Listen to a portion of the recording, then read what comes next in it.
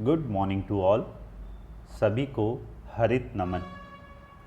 आशा करता हूँ कि आपको प्लेटो के ऊपर बनाए हुए वीडियो पसंद आ रहे होंगे और प्लेटो के विचारों के प्रति, उसके राजनीतिक विचारों के प्रति एक समझ आपको अब तक विकसित हो गई होगी, क्योंकि हर वीडियो में उन्हीं चंद शब्दावलियों का घुमा फिरा के प्रयोग है। क्योंकि जब आप न्याय की बात करते हैं तो शिक्षा व्यवस्था से जुड़ जाते हैं, साम्यवाद से जुड़ जाते हैं, और जब शिक्षा व्यवस्था की बात करते हैं तो न्याय से जुड़ जाते हैं। वैसे ही जब आप आदर्श राज्य की बात करते हैं तो इन सब से एक साथ जुड़ जाते हैं, शिक्षा, न्याय, साम्यवाद दोबारा। तो इस प्रकार प्लेटो के जो विचार हैं, राजनीतिक विचार हैं, वो एक क्रमबद्ध विकास में हैं, या कहें कि एक पूरा उसने न्याय व्यवस्था, आदर्श राज्य के लिए न्याय व्यवस्था की स्थापना की और न्याय के लिए उसने शिक्षा साम्यवाद की स्थापना की। तो पूरा एक बोलते हैं ना कि एक पूरा लॉजिकल कनेक्शन बैठाया उस प्लेटो ने सभी के बीच में। तो इस तरीके से शब्दावलियों का बार बार प्रयोग होता रहता है। अगर फिर भी आपको प्लेटो के किसी भी विचार को और अधिक विस्तृत रूप से समझने की आवश्यकता महसूस हो रही है तो आप मुझे कमेंट बॉक्स में ज़रूर लिखें कि सर इस पर्टिकुलर टॉपिक को आप और डिटेल में बताइए, ये इतना अच्छी तरह से समझ में नहीं आया है।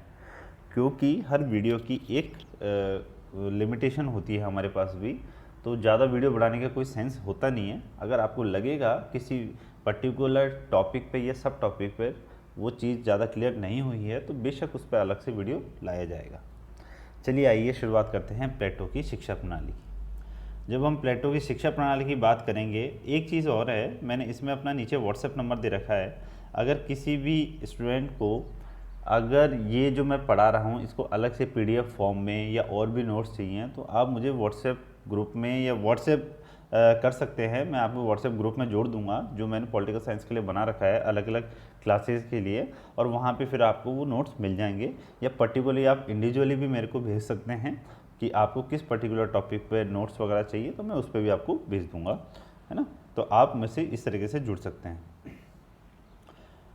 हम जब प्लेटो की शिक्षा के सिद्धांत की बात करेंगे या प्लेटो की शिक्षा के विचार की बात करेंगे, कुछ भी कह सकते हैं, प्लेटो की शिक्षा प्रणाली बोल रहे हैं, शिक्षा का सिद्धांत बोल रहे हैं, कुछ भी बोल लीजिए, उसकी बात करेंगे तो हम कुछ एक टॉपिक के इर्द गिर्द ही देखेंगे कि उसका मूल उद्देश्य क्या है। उद्देश्य यहाँ टाइपिंग में थोड़ा गलत लिखा हुआ है ना, आप सही कर लीजिएगा। उद्देश्य क्या है, उसकी विशेषताएँ क्या है, वो एथेंस और स्पार्टा से किस प्रकार से प्रभावित था, कौन कौन से चरण है और उनमें इसकी क्या क्या आलोचनाएं की गई हैं। इस तरीके से हम विभिन्न चीज़ों के बारे में बात करेंगे, ठीक है। देखिए, हमने पिछले वीडियो में भी बात की थी शिक्षा की, किसके संदर्भ में, न्याय के संदर्भ में। तो मेन चीज़ वहीं पे जाके अटक जाती है कि प्लेटो है, उसका अल्टीमेट गोल क्या है। अल्टीमेट गोल है आदर्श राज्य की स्थापना करना, ठीक है। आदर्श राज्य के लिए ही वो दार्शनिक राजा का विचार लाता है। दार्शनिक राजा के साथ वो चाहता है कि जो व्यक्ति और समाज है उस राज्य में रहने वाले, उनको भी अच्छा बनाया जाए, ठीक है। तो इस तरीके से उसका चिंतन का मूल आधार क्या बन जाता है कि एक अच्छा व्यक्ति कैसा होना चाहिए, एक अच्छा राज्य कैसा होना चाहिए, और एक अच्छा राज्य और एक अच्छे व्यक्ति में संबंध कैसा होना चाहिए, ठीक है। जब वो इन चीज़ों की बात करता है तो ज़रूरी है कि इन आधारों पर समाज में साम्यावस्था संतुलन स्थापित हो, और उसके लिए वो लाता है न्याय प्रणाली। ये सब पिछले वीडियो में हमने बात की थी। न्याय प्रणाली लाता है और न्याय प्रणाली को बेस देने के लिए या उसके आधार स्तंभ के रूप में वो लाता है शिक्षा को सकारात्मक रूप से, साम्यवाद को नकारात्मक रूप से। इसको हम और भी शॉर्ट रूप में समझें, मेन अल्टीमेट एम क्या है, आदर्श राज्य। आदर्श राज्य कैसे प्राप्त किया जाएगा, जब न्याय व्यवस्था की स्थापना होगी, और न्याय व्यवस्था की स्थापना कैसे होगी, शिक्षा और साम्यवाद के माध्यम से, ठीक है। बिल्कुल क्लियर हो गया, बिल्कुल सिंपल लैंग्वेज में। तो प्लेटो ने अपने शिक्षा के द्वारा एक अच्छे व्यक्ति या सद्गुणी व्यक्ति के निर्माण का आधार रख रहा है, क्योंकि उसको न्याय व्यवस्था तक जाना है, ठीक है। एक अच्छा व्यक्ति बात कर रहा है, एक अच्छा राज्य की बात कर रहा है, और उनको एक दूसरे का पूरक भी बोल रहा है। इसके लिए उसका एक फेमस स्टेटमेंट भी है जो सिविल में एक बार क्वेश्चन भी आया हुआ है डायरेक्ट केस का व्याख्या करने के ऊपर, कि राज्य का निर्माण ओक के वृक्ष से नहीं होता बल्कि व्यक्तियों के चरित्र से होता है। राज्य का निर्माण ओक के वृक्ष से नहीं होता, व्यक्तियों के चरित्र से होता है, ठीक है। व्यक्तियों के चरित्र से होता है, तो ये व्यक्तियों का चरित्र कैसे बनेगा, वो बनेगा शिक्षा के माध्यम से। शिक्षा के माध्यम से ही व्यक्ति को एक सद्गुणी व्यक्ति बनाया जाएगा। है ना। और सद्गुणी व्यक्ति जब बनेगा व्यक्ति, तो वही व्यक्ति समाज में सामंजस्य संतुलन बनाने में योगदान कर सकता है, क्योंकि सद्गुणी जो व्यक्ति होता है उसको अपने मूल गुणों की पहचान होगी और उसके अनुसार ही वो काम करेगा और समाज में योगदान करेगा और बेमतलब का इशू नहीं बनेगा, है ना। सिंपल सी चीज़ बात है कि व्यक्ति के अंदर की कौन सी प्रतिभा है, कौन से गुण है, उसको उकेरना है, और वो उकेरेगा कौन? शिक्षा व्यवस्था। तो इस पूरे संदर्भ में उसने शिक्षा व्यवस्था की बात की है, किसने? प्लेटो ने। अब ये बात आते हैं कि प्लेटो ने जब शिक्षा की व्यवस्था की बात की है तो व्यक्ति के किन गुणों की पहचान कर रहा है, किन गुणों की पहचान नहीं कर रहा है, इसके बारे में क्या कहा है उसने? जैसा कि हम बार बार रिपीट करके बता रहे हैं हर वीडियो में, फिर एक और बार रिपीट करेंगे उसी चीज़ को, कि प्लेटो ये मानता है कि हर व्यक्ति की आत्मा में 3 प्रकार के गुण होते हैं, ठीक है। एक होता है विवेक, एक होता है साहस, एक होता है वासना, ठीक है। प्रत्येक व्यक्ति में इनमें से किसी एक गुण की प्रधानता होती है और यह गुण व्यक्ति में नेचुरल रूप से, या प्राकृतिक रूप से पाया जाता है। अब ठीक है, ये पाया जाता है, पर इसकी पहचान करे कौन? तो वो पहचान या उसका विकास किया जाता है शिक्षा के द्वारा। शिक्षा के द्वारा व्यक्ति की आत्मा में किस गुण की प्रधानता है, इसकी पहचान की जाती है। फिर जिस व्यक्ति में विवेक प्रधान होगा वह दार्शनिक राजा बना दिया जाता है, जिस व्यक्ति में साहस प्रधान होगा उसको सैनिक बना दिया जाता है, और जिसमें वासना प्रधान होगी उसको उत्पादक कार्यों में संलग्न कर दिया जाता है, उत्पादक कार्यों में लगा दिया जाता है, ठीक है। ये बात हो गई कि किस प्रकार शिक्षा के द्वारा वह व्यक्ति का समाज में कर्तव्य निर्धारित कर रहा है। अगर शिक्षा के उद्देश्य की बात करेंगे तो एक तो मेन चीज़ हो जाएगा सद्गुणी व्यक्ति का निर्माण करना। एक उसमें ये भी ऐड कर सकती हो कि व्यक्ति का समाज में कर्तव्य क्या रहेगा, ये निर्धारित करने का काम कौन करता है? शिक्षा ही डिसाइड करती है कि उसमें किस गुण की प्रधानता है, और इसके आधार पर समाज में 3 वर्ग बन जाते हैं। एक उत्पादक वर्ग बन जाता है, एक सैनिक वर्ग बन जाता है, एक शासक वर्ग बन जाता है। शासक वर्ग मतलब दार्शनिक राजा, ठीक है। तो समाज के इन तीनों वर्गों का निर्धारण कौन करता है? शिक्षा प्रणाली। तो आप मूल उद्देश्य में कई चीज़ें ऐड कर सकते हो, एक सद्गुणी व्यक्ति का निर्माण करना, या समाज में तीनों वर्गों का निर्धारण करना, या समाज में व्यक्ति का समाज में कर्तव्य क्या होगा उसका निर्धारण करना, किसी भी तरीके से बोल सकते हो, ठीक है ना। चीज़ें वही हैं। इसमें एक वर्ड आ रहा है सद्गुणी।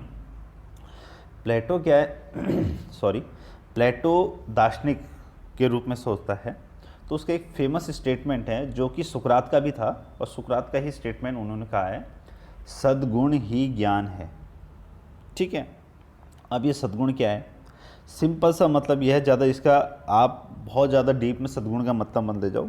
जब वो कहता है कि व्यक्ति जब अपने मूल गुण या मूल स्वभाव के आधार पर कार्य करता है ना, तो वह सद्गुणी कार्य ही कर रहा है। समझ गए आप? तो अगर सद्गुण ही ज्ञान का मतलब क्या है? जब व्यक्ति को उसका जो मूल गुण है, जिस गुण की प्रधानता है, उसका अगर उसको ज्ञान हो जाता है ना, तो ये स्टेटमेंट बनता है सद्गुणी ज्ञान है, ठीक है। क्योंकि जो उसका मेन काम है, जिस गुण की उसमें प्रधानता है, वही उसका सद्गुण है उस व्यक्ति का। इस संदर्भ में उसने इस विचार का प्रयोग किया है। अब सद्गुण ही ज्ञान है, अभी सद्गुण को कौन पहचान रहा है? शिक्षाएं तो पहचान रही है, शिक्षाएं तो बता रही है कि उसमें किस गुण की प्रधानता है, उसका कौन सा काम करना चाहिए। इस प्रकार से सद्गुणी व्यक्ति का प्रयोग हुआ है। तो यहाँ हमने बात कर ली सद्गुणी व्यक्ति का निर्माण और मूल उद्देश्य की मतलब। अब बात आती है चरण से पहले मैं इस एथेंस स्पार्टा के बारे में बात करूँगा आपको। पर चरण क्यों कहते हैं हमने? कि प्लेटो ने अपनी पूरा जो एजुकेशन सिस्टम बताया है, पूरी शिक्षा प्रणाली बताई है, उसको 3 चरणों में बांट दिया। कि जब बच्चा 10 से 20 वर्ष का होगा, ठीक है, तो उसको कैसी शिक्षा दी जाएगी, और उस शिक्षा को जिसने प्राप्त कर लिया उसको किस वर्ग में रखा जाएगा। द्वितीय चरण में 20 से 30 साल के लिए निर्धारित किया है कि इतने साल की शिक्षा दी जाएगी 30 वर्षों तक, और उसमें जो पास फेल होता है उसको कहाँ में शामिल किया जाएगा। ऐसे ही तीसरा चरण डिसाइड किया है 30 से 35, ठीक है। तो ये बात आती है कि ये विचार उसके दिमाग में आया कैसे? तो ऑब्वियसली है, हम हमेशा कहते हैं कि हर विचारक अपनी परिस्थितियों से जन्म लेता है। हर विचारक के विचार प्रभावित होते हैं उस समय वो जिस देश में रह रहा है उसमें स्थिति क्या है, उसमें राज्य की स्थिति क्या है, उसमें समाज की स्थिति क्या है, उसमें व्यक्ति की स्थिति क्या है, उससे प्रभावित होता है। अब हमने 2 नाम बार बार जिक्र किया है, एथेंस और स्पार्टन्स। एथेंस और स्पार्टा ये दोनों प्राचीन यूनान के नगर राज्य थे।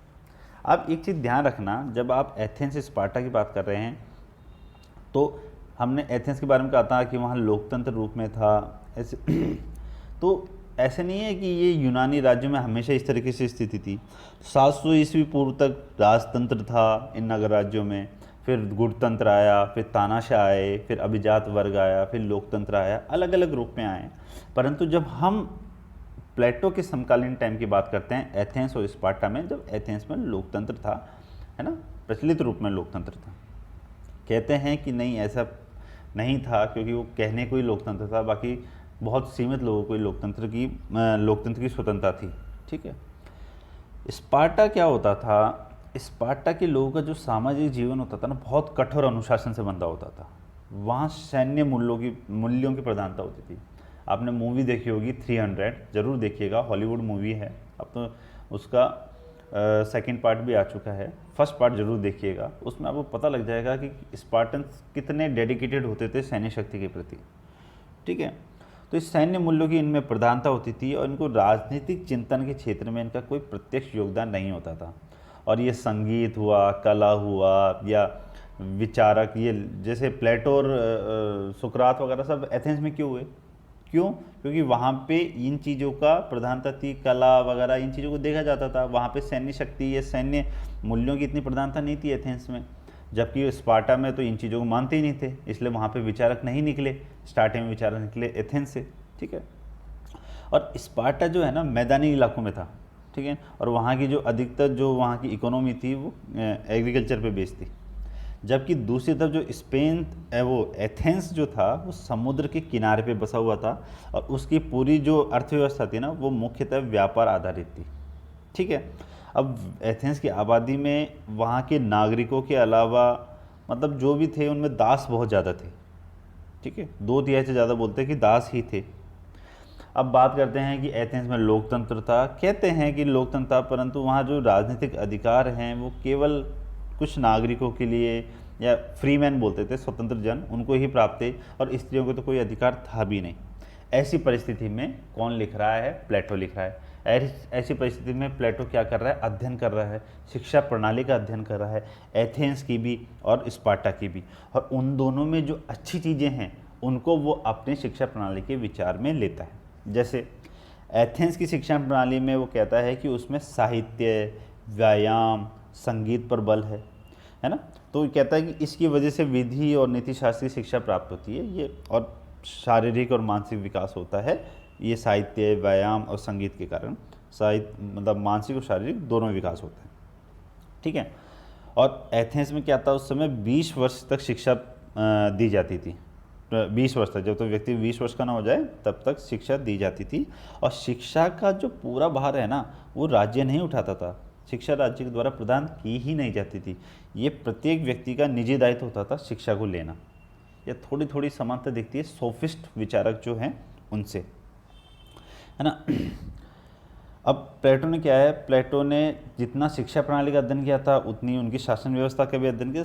मतलब पूरा एथेंस को परखा था, पूरा स्पार्टा को परखा था इस तरीके से। और उसका कहना था कि एथेंस पर अज्ञानी और अयोग्य व्यक्तियों का शासन है, बिकॉज उनकी शिक्षा व्यवस्था सही रूप से नहीं हुई है। अब एथेंस की शिक्षा प्रणाली देखते हुए वह अपनी प्रणालियों में जिन बिंदुओं को शामिल करता है वो कहता है, बोले एथेंस में एक गलत चीज़ क्या है कि वहाँ राज्य के द्वारा शिक्षा नहीं दी जा रही। और फिर प्लेटो अपने उसमें कहता है कि भाई शिक्षा तो राज्य के द्वारा ही दी जानी चाहिए। और शिक्षा का जो मेन उद्देश्य होता है ना, अल्टीमेट गोल जो है वो अच्छे नागरिकों का निर्माण होना चाहिए। ठीक है। और शिक्षा के द्वारा दार्शनिक राजाओं का निर्माण किया जाएगा ताकि सर्वोत्तम रूप से राज्य का सृजन हो। क्योंकि उसका मानना था कि एथेंस की गलत शिक्षा प्रणाली के कारण ही अज्ञानी और अयोग्य व्यक्तियों का एथेंस पर शासन है और उसकी वजह से ही राज्य की व्यवस्था सही नहीं है। ठीक है। अब ये सारे विचार उन्होंने एथेंस से प्रभावित होकर या एथेंस की कमियां देखते हुए बताया। अब वो फिर आते हैं स्पार्टा पे। अब प्लेटो के विचारों पर स्पार्टा की शिक्षा पद्धति का भी प्रभाव पड़ा। देखिए, जब प्रभाव की बात आती है ना तो सकारात्मक और नकारात्मक दोनों अर्थों में होता है। सकारात्मक अर्थ ये होता है कि उस नगर राज्य की किस व्यवस्था को उसने एज इट इज़ ले लिया, उसे प्रभावित होकर सकारात्मक रूप से, और नकारात्मक रूप से यह है कि उस नगर राज्य की किस विशेषता से वो इतना दुखी था कि उसने उसका विकल्प खोजने की कोशिश की और अपना नया विचार दिया। तो इस रूप में वह स्पार्टा और एथेंस की अच्छाइयों को लेता है और उनकी कमियों को दूर करने का उपाय भी बताता है। तो स्पार्टा से प्रभावित होकर क्या करते हैं, स्पार्टा में क्या है, जैसे एथेंस में शिक्षा निजी दायित्व था, राज्य द्वारा नहीं दी जाती थी, परंतु स्पार्टा में राज्य के द्वारा दी जाती थी। तो उसने जो शामिल किया था कि शिक्षा राज्य द्वारा दी जानी चाहिए, उस पर स्पार्टा का प्रभाव है। और स्पार्टा में क्या होता है, 7 वर्ष की आयु से ही है ना बच्चों को राज्य के अधिकारियों को सौंप दिया जाता है। 7 वर्ष की आयु से ही, मतलब उनको बहुत प्रशिक्षण करने के लिए शुरू से ही उनको राज्य को दे दिया जाता है। आप ये देखिए कितने मतलब डेडिकेटेड हैं वो इस चीज़ के लिए, सैन्य मूल्यों के लिए। और शिक्षा का मूल उद्देश्य वहाँ पे युवक व युवतियों को कठोर शारीरिक प्रशिक्षण देना है। क्यों देना है? क्योंकि उनको तो वीर योद्धा चाहिए, उनको तो सैन्य शक्ति बढ़ानी है, वीर योद्धा चाहिए, ठीक है, ताकि वो स्पार्टा की रक्षा कर सके, है ना। तो इस तरीके से प्लेटो ने उसको अध्ययन किया और उसने स्पार्टा की शिक्षण प्रणाली में अनेक विसंगतता भी पाई, जैसे कि उसका पाठ्यक्रम बहुत संकुचित एकांगी है। क्यों? क्योंकि सब कुछ ध्यान किस पे दिया गया है, सैनिक शिक्षा पर, शारीरिक शिक्षा पर, और जबकि साहित्यिक हुआ, मानसिक हुआ, बौद्धिक प्रशिक्षण हुआ, इन सब की तो अवहेलना कर दी गई। इसको तो पढ़ाते ही नहीं है वहाँ पे, इसको तो पूरी तरह से भूल दिए गए हैं। तो इस प्रकार से प्लेटो कहता है कि स्पार्टा की जो शिक्षा प्रणाली है वो संकुचित और एकांगी है, और इससे भी उसने नेगेटिव चीज़ों को छोड़ा, पॉजिटिव चीज़ों को लिया। इन सब से प्रभावित होकर, इनकी कमियों को दूर कर कर अच्छाइयों को लेकर प्लेटो अपने विचार देता है शिक्षा प्रणाली के, और शिक्षा प्रणाली के विचार में वो शिक्षा को 3 चरणों में बांट देता है। पहली बात तो वो सभी पुरुष और स्त्रियों को एक समान अवसर देता है, ये ध्यान रखना। सभी नागरिक जो हैं उन, जिसमें सभी पुरुष और स्त्रियां हैं, उनको एक समान अवसर देता है शिक्षा प्राप्त करने के, ठीक है। और जैसे स्पार्टा में था कि स्टार्टिंग में ही बच्चों को माता पिता से अलग कर विशेष प्रशिक्षण के लिए ले लिया जाता है, वैसे ही इसने बात की कि नवजात शिशुओं को माता पिता से अलग करके राज्य अपने संरक्षण में ले लेगा, ठीक है। उसके बाद क्या करेगा, बोले कि फिर 3 चरणों में उनकी शिक्षा होगी, ठीक है। पहला चरण में वो कहता है, पहला चरण 10 से 20 वर्ष का बोलता है, जब तक वो बालक 10 से और 20 वर्ष तक का होगा। इसमें भी सब कैटेगराइज है। कैसा? पहले वो कहता है कि 10 वर्ष की आयु तक उसको मुख्यतः शारीरिक शिक्षा ही दी जाएगी, ठीक है। प्रत्येक पाठशाला में व्यायामशाला और खेल का मैदान होगा और पाठ्यक्रम का मुख्य विषय खेलकूद होगा, ठीक है। और 10 वर्षों में व्यक्ति के स्वास्थ्य की नींव इतनी सुदृढ़ कर दी जाएगी कि भविष्य में व्यक्ति को औषधि की आवश्यकता ही नहीं हो, ठीक है। तो स्टार्टिंग 10 साल तक उसने डिसाइड कर लिया। फिर 11 से 15 साल में वो संगीत की शिक्षा पर बल देता है, और 16 से 20 वर्ष की साल में वो नैतिक शिक्षा पर बल देता है। बट अपन को समझने के स्तर पर इतना टुकड़ों में बांट के हमको नहीं देखना होता है, हमें ओवरऑल देखना होता है कि पहला चरण है 10 से 20 वर्ष का, दूसरा चरण है 20 से 30 वर्ष का, और तीसरा चरण है 35 वर्ष तक का, 30 से 35 वर्ष तक का, ठीक है। तो हम इसको ओवरऑल रूप में पढ़ेंगे। तो प्लेटो कहता है वो क्या मनोवैज्ञानिक रूप से शिक्षा के चरणों को डिवाइड करता है, ठीक है। मनोवैज्ञानिक रूप से शिक्षा के 3 चरणों का निर्माण करता है। कहता है कि युवावस्था में आत्मा, कल्पना, भावना, इमोशंस हाई होते हैं, ठीक है। और मतलब कुछ भी सोच सकते हैं अपन। कल्पना बहुत उच्च स्तर की होती है, भावना प्रधान होती है, इमोशंस होते हैं। इसलिए वो कहता है कि शिक्षा के प्रथम चरण में, प्राथमिक चरण में व्यायाम एवं संगीत पर बल दिया जाएगा, ठीक है। व्यायाम के द्वारा व्यक्ति स्वस्थ रहेगा और संगीत के द्वारा व्यक्ति आत्मिक गुणों के विकास करेगा। मतलब व्यायाम के द्वारा तो वो शारीरिक विकास कर रहा है और संगीत के माध्यम से वो मानसिक विकास कर रहा है। तो मानसिक और शारीरिक शिक्षा दोनों एक साथ दी जाएगी। सॉरी, मतलब मानसिक और शारीरिक शिक्षा दोनों पक्षों पर वो बल दे रहा है। इसके लिए वर्ष कौन सा निर्धारित किया? 10 से 20 वर्ष का। अब व्यायाम का मतलब यहाँ संकीर्ण रूप में नहीं लिया उसने, व्यायाम का यह अर्थ व्यापक रूप से लिया है। उसके अनुसार व्यायाम में शरीर को स्वस्थ रखने के लिए आहार शास्त्र, चिकित्सा शास्त्र का अध्ययन किया जाएगा, ज्ञान दिया जाएगा। उसके अनुसार शरीर को इतना स्वस्थ रखा जाएगा कि कोई बीमार ही ना हो और उस आदर्श राज्य में चिकित्सकों की आवश्यकता ही नहीं पड़ेगी। क्यों? क्योंकि चिकित्सकों की आवश्यकता तब पड़ती है जब आप बीमारी, आलस्य, विलासिता के कारण आप खुद बीमार हो जाते हैं। तो इसलिए पूरा इस तरीके से बात करता है। आप इसमें बहुत सारे क्वेश्चन उठा सकते हैं कि ऐसा थोड़ी होता है ऐसा कि मतलब शारीरिक शिक्षा ही कर लो तो आप सब कुछ सही प्राप्त कर लोगे, आपको कभी डॉक्टर की आवश्यकता नहीं पड़ेगी। बोले कि नहीं, फिर भी हो जाते हैं बीमार। तो भाई आप ये याद रखिए, ये मेरे विचार नहीं है, प्लेटो के विचार हैं, आपको मानना पड़ेगा जैसे उसने बोला है। ठीक है, आलोचना में इसको आप लिख सकते हो। ठीक है, अब इस तरीके से वो पहले चरण में व्यायाम की भी बात कर रहा है, संगीत की बात कर रहा है, और नैतिक दृष्टि से भी चरित्र के निर्माण करने की बात करता है। ठीक है, तो इसमें वो पूरा मानसिक गुणों पर, शारीरिक शिक्षा पर बल दे रहा है। दूसरी तरफ जब संगीत की बात हो रही है तो संगीत को भी वो शॉर्ट अर्थ में नहीं लेता। संगीत मतलब केवल गाना नहीं, संगीत को व्यापक अर्थों में वर्णित करता है, और संगीत की शिक्षा में ही वो काव्य, साहित्य, गीत, नृत्य, चित्रकला, सभी ललित कलाओं को संकलित कर लेता है। ठीक है, इस प्रकार उसका रीज़न क्या है कि वो बोलता है कि संगीत के कारण है ना, जो आत्मा है, मन है, उसमें समरसता और सामंजस्य पैदा होता है। ये चीज़ें है ना विभाजन पैदा नहीं करती है, इसकी वजह से मन सुशिक्षित होता है ना, और सुंदर वस्तुओं को, मतलब असलियत में क्या सुंदरता है वो देखने की प्रवृत्ति बढ़ती है। सुंदर वस्तुओं की प्रशंसा करेंगे, उससे आनंदित होते हैं।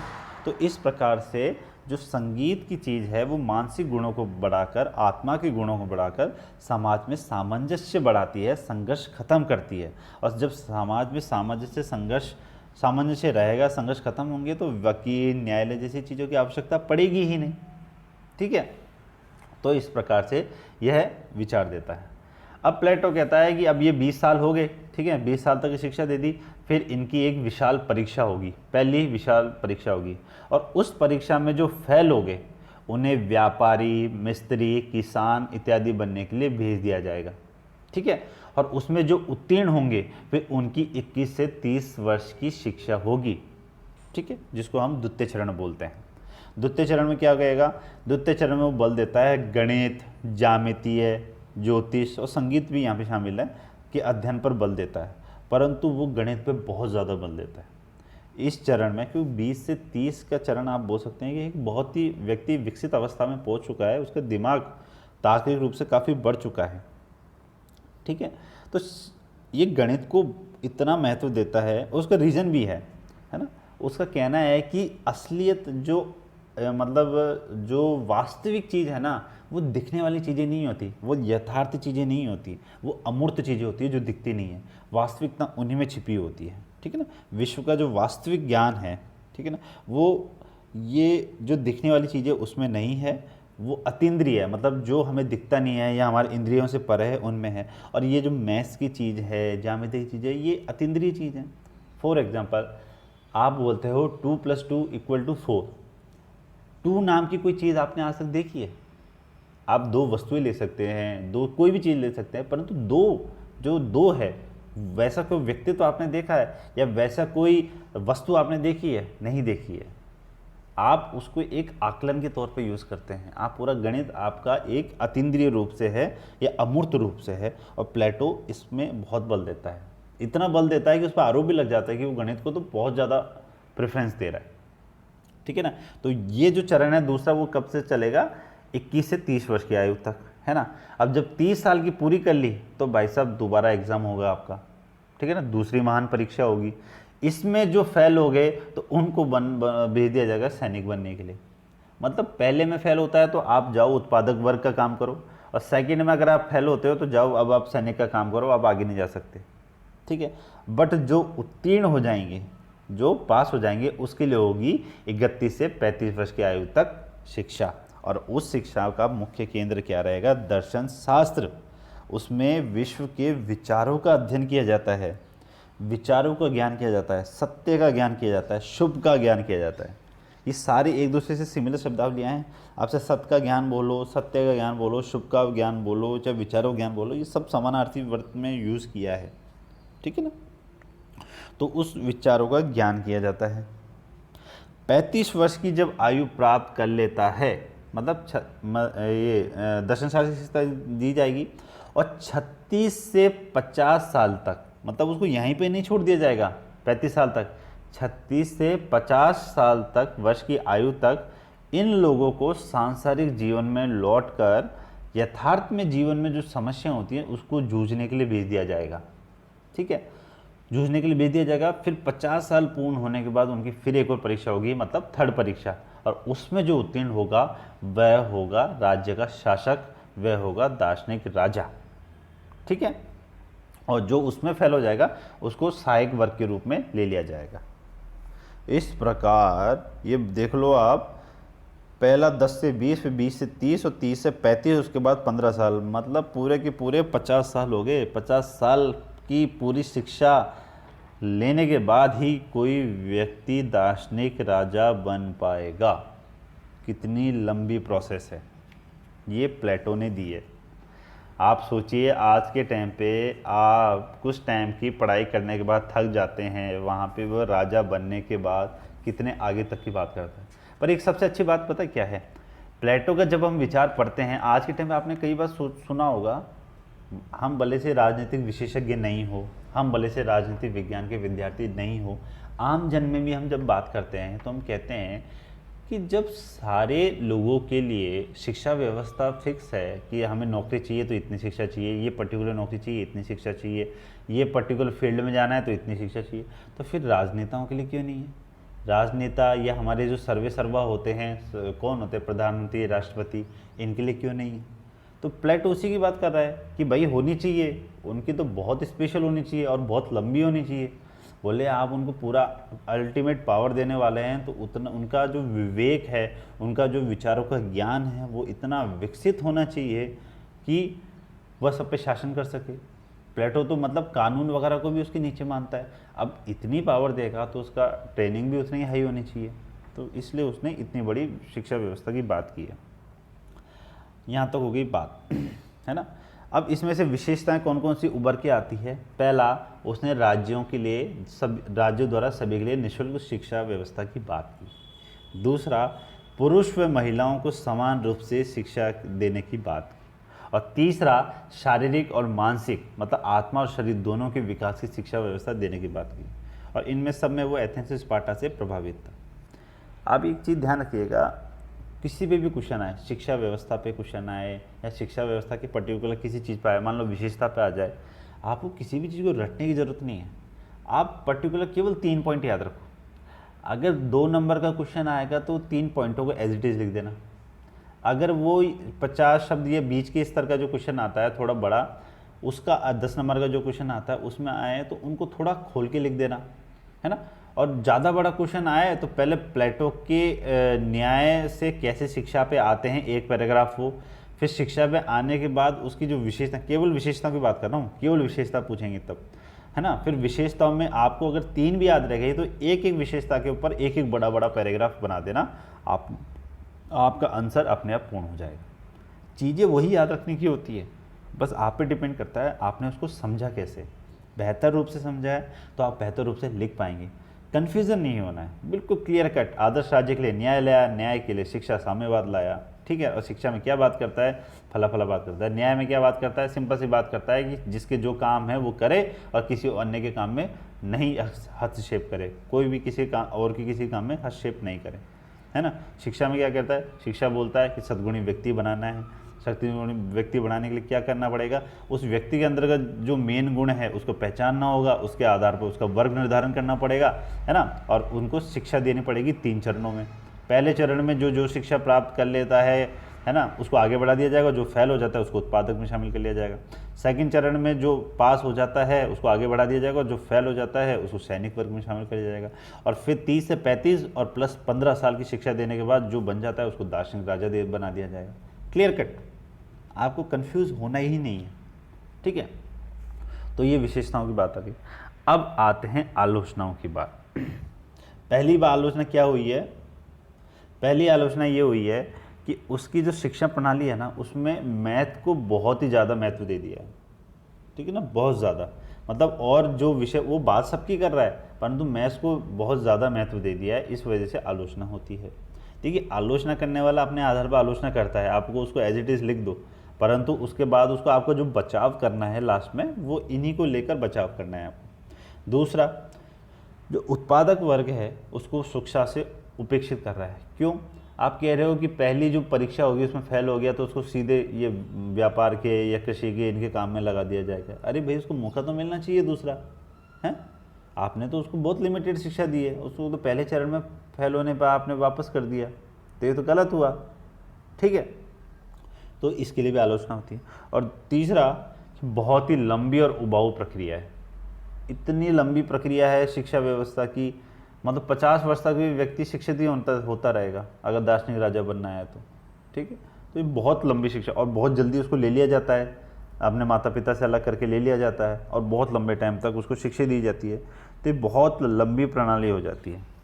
एक आलोचना और होती है, इसमें आप ऐड कर लेना, कि शिक्षा योजना में व्यक्ति के स्वतंत्र विकास पर बल नहीं दिया गया। क्या किया गया? तो सभी व्यक्तियों को आदर्श राज्य बनाने के लिए उनके कर्तव्य निर्धारित किए जा रहे हैं। मतलब आपको राज्य के हितों के लिए या आदर्श राज्य के लिए आप तो व्यक्ति को बलिदान कर रहे हो, उसकी स्वतंत्रता को बलिदान कर रहे हो। आप तो उसको निर्धारित कर रहे हो कि भाई तुझको यही काम करना है। क्यों? क्योंकि हमें आदर्श राज्य की स्थापना करनी है। ये तो गलत है, है? तो इस तरह से आलोचना होती है। और एक इसी को लेकर आलोचना क्या हो जाती है कि संकुचित है इसका क्षेत्र। क्यों? क्योंकि मुख्यतः संरक्षक वर्गों के लिए ही शिक्षा है, उत्पादक वर्गों के लिए तो शिक्षा है ही नहीं। अन्य वर्ग जो है, उत्पादक वर्ग है, उनके लिए इतना ध्यान दिया नहीं जा रहा। केवल संरक्षक वर्ग में शासक वर्ग, सैनिक वर्ग दोनों शामिल होते हैं। ये आप ध्यान रखना, जब भी संरक्षक वर्ग शब्द का यूज हो है तो उसमें दोनों होते हैं। ठीक है, अब बचाव कैसे कर रहे हैं? पहली बात, लंबी और उबाऊ बोला गया, तो आप ये याद रखें, शिक्षा जो प्लेटो की है, प्लेटो ने जो शिक्षा दी है वो मूलतः आत्मिक है। वो आगे जाके स्पिरिचुअल हो रही है, वो विचारों के ज्ञान पे जा रही है, दार्शनिकता पे जा रही है। और आत्मिक की जो शिक्षा होती है ना, उसमें लंबा होने की कोई तार्किकता होती नहीं है, क्योंकि ये तो जीवन प्रणाली के रूप में जीवन का हिस्सा हो जाती है। आप समय के साथ साथ आपके विचारों की जो समझ है वो विकसित होती है, तो आपको विचारों को ज्ञान प्राप्त करने के लिए, दर्शन शास्त्र प्राप्त करने के लिए और प्रेरित होना चाहिए, और वही प्लेटो कर रहा है। ठीक है, और विषय वस्तु का चयन उसने बहुत तार्किकता से किया है। उसको पता है किस आयु में व्यक्ति में किस गुणों की मतलब किस स्वभाव की प्रधानता होती है। जैसे वो पहले कहता है, पहले चरण में व्यायाम और संगीत की बात है। क्यों? क्योंकि पहले चरण में कल्पना, भावना की प्रधानता होती है। परंतु तीसरे चरण में आता है तक व्यक्ति की उम्र बढ़ जाती है और वो दार्शनिक राजा बनाना चाहता है, तो उसको बहुत ही दर्शन शास्त्र का गहन अध्ययन होना चाहिए। तो पूरा लॉजिकल कंसेप्ट है ना। उसने जो भी विषय वस्तु दी है उसमें जो चयन किया है वो बहुत लॉजिकल है। और ये आरोप करना कि गणित को बहुत ही ज़्यादा महत्व दिया, ये भी गलत है, क्योंकि गणित के साथ आप उसके हर चरण में अलग अलग की बात करेंगे। पहले चरण में गणित नहीं आता, तीसरे चरण में गणित नहीं आता, दूसरे चरण में तो गणित आ रहा है, तो और भी तो चरण है जिसमें गणित के अलावा और भी विषय शामिल किए गए हैं, अच्छे से शामिल किए गए। तो ये आरोप लगाना भी गलत है, ठीक है ना। तो प्लेटो ने क्या किया, एक आदर्श शिक्षा प्रणाली का विश्लेषण किया है, और जीवन में आदर्श का महत्व हमेशा होता है। उन्हीं आदर्शों के अनुसार व्यक्ति अपने लक्ष्य को पुनर्निर्धारित करता है। अब आज के टाइम पे देख लिए, प्रत्येक व्यक्ति को यदि समाज में उनके स्वभाव व गुणों के अनुसार कार्य दे दिया जाए तो वह व्यक्ति सर्वोत्तम कार्य कर सकता है। आपने एक स्टेटमेंट सुना होगा आजकल कि माँ बाप बहुत दबाव डालते हैं कि पर्टिकुलर इसी क्षेत्र में आपको जाना है, पर्टिकुलर इस क्षेत्र में आपको नहीं जाना है ना। फिर ये कहा जाता है कि नहीं, अगर हर व्यक्ति को एक ही क्षेत्र, फॉर एग्जांपल मान लो कोई विशेष कम्युनिटी है, उसमें जैसे ही बच्चा कोई भी एग्ज़ाम पास करे, मतलब कोई भी डिग्री ले, चाहे बीटेक ले, बीए की ले, एमए की ले या बीएससी के ले, अगर उसमें यह है कि हाँ सभी को ये फला एग्ज़ाम की तो तैयारी करनी ही करनी है, तो आपने उस बच्चे को बांध दिया। हो सकता है किसी बच्चे में अलग प्रकार का गुण हो, कोई बच्चा अलग संगीत में रुचि रखता हो, कोई चित्रकला में रुचि रखता हो, परंतु आप तो कह रहे नहीं तू तो भाई सरकारी नौकरी कर, है ना, तो वो अपना 100% नहीं दे पाएगा। हो सकता है वो उसमें पास हो जाए, बट उसकी जो नेचुरल कैपेसिटी है वो डेवलप होकर नहीं आएगी। तो प्लेटो यहाँ पे यही तो कहता है कि आप में जिस गुण की प्रधानता है उसी के हिसाब से काम करो, जिससे कि आप स्वयं का और समाज में योगदान बहुत बेहतर तरीके से कर पाएंगे। तो ये तो बहुत बढ़िया कंसेप्ट है, ठीक है। तो आलोचना करने से पहले आपको ये भी चीज़ देखनी चाहिए कि कितना शानदार कंसेप्ट है। जिस चीज़ की बात हम आज कर रहे हैं कि व्यक्ति को अपने जो बेसिक टैलेंट है उसके हिसाब से काम करना चाहिए, वो इतने सदियों पहले, है ना, प्लेटो बोल चुका है। और प्लेटो के बाद अनेक विद्वान थे, उन्होंने भी इसी मत को प्रतिपादित किया कि समाज व व्यक्ति में जो दीर्घकालिक सुधार होगा ना, वो शिक्षा के द्वारा ही होगा। प्लेटो भी तो यही कह रहा है ना, आपको आदर्श राज्य चाहिए तो न्याय व्यवस्था लानी पड़ेगी, न्याय व्यवस्था लानी चाहिए तो आपको शिक्षा के माध्यम से ही ला सकते हो। शिक्षा के माध्यम से ही तो आप बताओगे कि इस व्यक्ति को कहाँ जाना है, उत्पादक काम करना है, सैनिक काम करना है, दार्शनिक राजा काम करना है ना।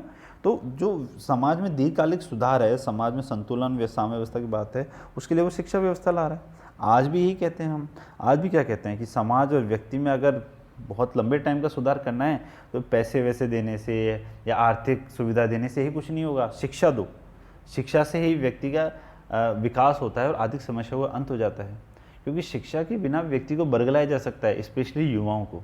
अगर व्यक्ति शिक्षित होगा और उसको ज्ञान होगा तो उसको जल्दी से बरगलाया नहीं जा सकता। अब मैं लास्ट में आपको यूनेस्को का वाक्य बताता हूँ कि युद्ध मन में ही पैदा होता है, इसलिए युद्ध का निराकरण मन में शिक्षा के द्वारा ही किया जा सकता है। यूनेस्को जैसी संस्था शिक्षा को इतना बल दे रही है। बोले युद्ध को आप शस्त्रों के द्वारा ही अल्टीमेट रूप से नहीं जी सकते, युद्ध हमेशा मन से पैदा होता है। किसी के प्रति दुर्भावना आ गया, किसी देश के प्रति दुर्भावना आ गई, है ना, तो उसका जो अल्टीमेट सॉल्यूशन होता है ना, वो मन में शिक्षा के द्वारा ही हो सकता है। ठीक है। और जो क्या बोलते हैं, इतिहास को सबसे बड़ी देन हो गई शिक्षा व्यवस्था की प्लेटो की, कि वो इतने सदियों पहले वो कह रहा है कि जो शिक्षा व्यवस्था है उसका पूरा प्रबंध राज्य करे। आज के टाइम पे हमारे संविधान में शिक्षा का अधिकार दे दिया गया है ना, जिसमें स्टार्टिंग के जो बच्चे हैं 6 से 14 साल के बच्चे, उनको निःशुल्क शिक्षा दी जाती है। वो क्या है, वो यही तो विचार है।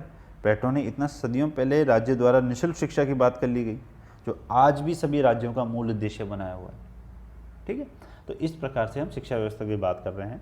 देखिए, आप ये याद रखिएगा, बीए थर्ड ईयर के सिलेबस में स्पष्ट रूप से इसका प्रावधान नहीं है, बट ये बहुत इंपॉर्टेंट कंसेप्ट है जिसको समझे बिना प्लेटो को नहीं जान सकते।